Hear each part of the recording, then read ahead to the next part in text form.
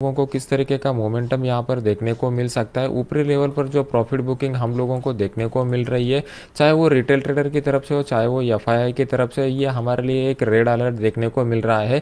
आने वाले समय में अगर बजट में कुछ न्यूज़ अनाउंसमेंट होता है तो उसकी वजह से मार्केट में एक थोड़ा सा क्रैश का सिचुएशन हम लोगों को देखने को मिल सकता है। तो उसके पीछे का लॉजिक इस वीडियो में सीखने की, समझने की कोशिश करेंगे। सबसे पहले स्टार्ट करते हैं निफ्टी का वीकली एनालिसिस। अभी आपके सामने मैंने निफ्टी का वीकली चार्ट लगाया हुआ है।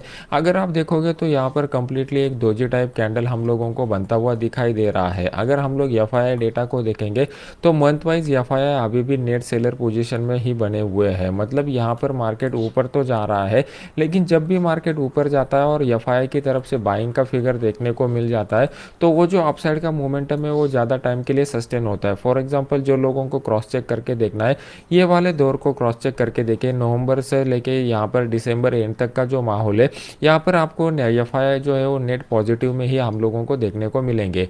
लेकिन अगर आप देखोगे तो इस वीक का जो डेटा हम लोगों को, या फिर इस मंथ का जो डेटा दिखाई दिया हुआ है, यहाँ पर एफआईआई की तरफ से ज़्यादा तगड़ी बाइंग हम लोगों को नहीं देखने को मिल चुकी है। तो ये हमारे लिए एक निगेटिव संकेत माना जा सकता है। अगर हम लोग डेली चार्ट पर आते हैं और डेली चार्ट पर price action point of view से देखते हैं तो पिछले 4 दिनों से मार्केट ने एक रेंज बनाया हुआ है। इस रेंज को ना ही ऊपर की साइड में ब्रेक कर रहा है, ना ही नीचे की साइड में ब्रेक कर रहा है। मतलब price action point of view से जब भी एक बड़ा ट्रेंडी मोमेंटम होता है तो उसके बाद करेक्शन का दौर आ जाता है। करेक्शन दो तरीके से होता है, पहला प्राइस का करेक्शन होता है और दूसरा जो होता है वो टाइम का करेक्शन होता है। तो मार्केट यहाँ पर क्या कर रहा है, प्राइस वाइज करेक्शन बड़ा नहीं दे रहा है, लेकिन टाइम वाइज बहुत ही टाइम ले रहा है। तो ये जो माहौल यहाँ पर बन चुका है, यहाँ पर जो रिटेल ट्रेडर है वो रिटेल ट्रेडर का बड़ा लॉस होने की आशंका है। तो हम लोगों को इस माहौल को किस तरीके से टैकल करना है उसको समझने की कोशिश करते हैं। सबसे इंपॉर्टेंट बात, हम लोगों को क्या करना पड़ेगा, जो भी इंपॉर्टेंट सपोर्ट रेजिस्टेंस लेवल है, पहले उस इंपॉर्टेंट सपोर्ट रेजिस्टेंस लेवल को मार्क करके रखना पड़ेगा। जब तक मार्केट उस सपोर्ट लेवल के करीब आएगा नहीं और रेजिस्टेंस लेवल के करीब नहीं आएगा, हम लोगों को कोई भी अपॉर्चुनिटी के लिए प्ले नहीं करना है। तो ये जो रेंज बाउंड माहौल यहाँ पर बन चुका है, नीचे की साइड में अगर आप लोग देखेंगे तो 23,414 से लेके ऊपर की साइड में 23,650, मतलब ऑलमोस्ट 240-50 पॉइंट का ये जो माहौल यहाँ पर बना हुआ है। जब तक मार्केट इस लेवल को ब्रेक नहीं करता, अपसाइड या डाउनसाइड की तरफ बड़ा मोमेंटम हम लोगों को देखने को नहीं मिलने वाला।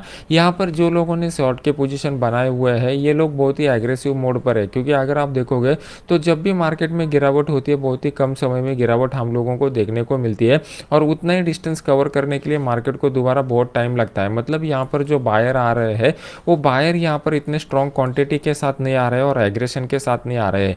मार्केट का साइकोलॉजी आप यहाँ पर समझने की कोशिश कीजिए। सबसे इंपॉर्टेंट क्या होता है, ये जो ह्यूमन इमोशन रहता है, वो ह्यूमन इमोशन को हम लोगों को चार्ट के ऊपर रीड करना आना चाहिए।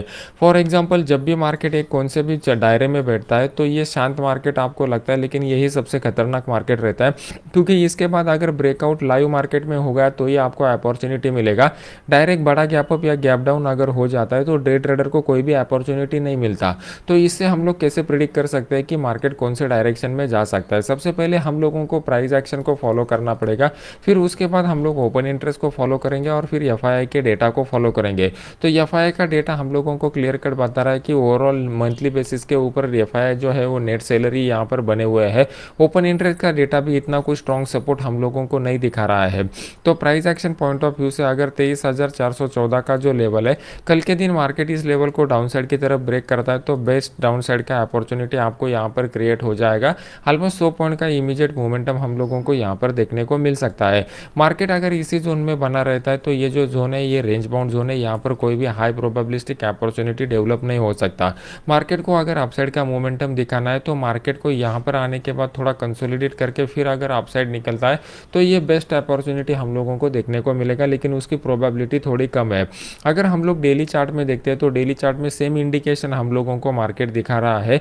ऊपर की साइड में मार्केट में प्रॉफिट बुकिंग आता है। जब भी मार्केट गैप अप के साथ ओपन होता है, हमेशा हम लोगों को यहाँ पर पिछले 6-7 दिनों से प्रॉफिट बुकिंग देखने को मिल रहा है।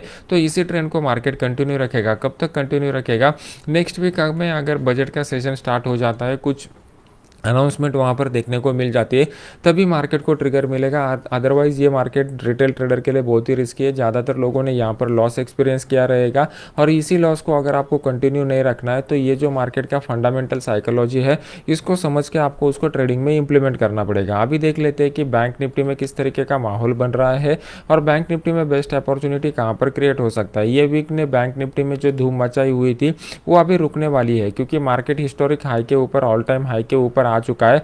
और इतने बड़े मोमेंटम के बाद, मतलब अगर ऑलमोस्ट नीचे की साइड में अगर आप देखोगे तो 45,600 से लेके ऊपर की साइड में 52,000 तक का मोमेंटम हम लोगों को देखने को मिल चुका है। मतलब ऑलमोस्ट यहाँ पर आप देखोगे तो 6,500 पॉइंट का मोमेंटम पिछले 3 हफ्तों में मार्केट ने दिखा दिया है। तो इसके बाद एक टाइम करेक्शन या प्राइस करेक्शन होना जरूरी है। मतलब अभी आपको बैंक निफ्टी में बड़ा मोमेंटम अपसाइड की तरफ देखने को नहीं मिलेगा इमीडिएट।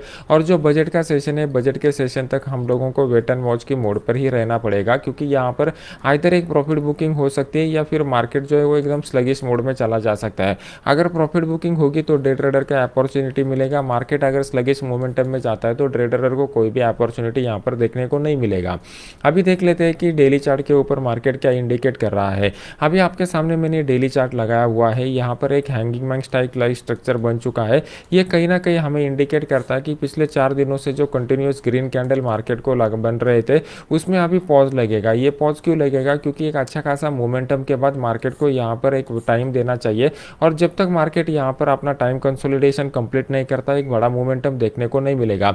ऊपर की साइड में हमारे लिए जो इंपॉर्टेंट लेवल निकल के आएगा, अप्रॉक्सीमेटली 52,000 का जो लेवल है, वो 52,000 का लेवल बहुत ही क्रूशियल रहेगा।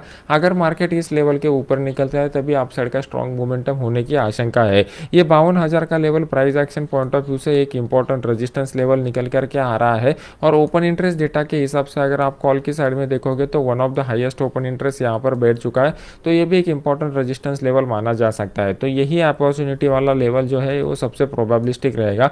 अगर हम लोग 15 मिनट चार्ट के ऊपर जाते हैं तो पिक्चर और भी आपके लिए क्लियर हो जाएगा।